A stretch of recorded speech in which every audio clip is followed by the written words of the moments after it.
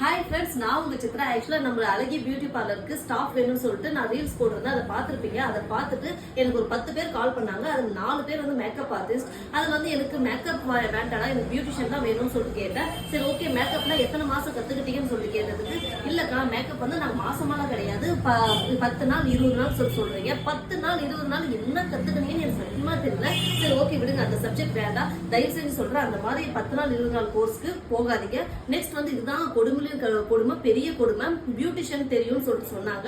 சரி, ஓகேடா, நீ எதுவுமே பண்ண வேண்டாம், எனக்கு ஐப்ரோ மட்டும் பண்ண தெரிஞ்சா போதும், மிச்சதெல்லாம் நான் சொல்லி கொடுக்குறேன்னு சொன்னா அவங்க சொல்றாங்க, அக்கா ஐப்ரோ மட்டும் பண்ண தெரியாதுக்கா, மத்ததெல்லாம் பண்ணுவோக்கான்னு சொல்றாங்க.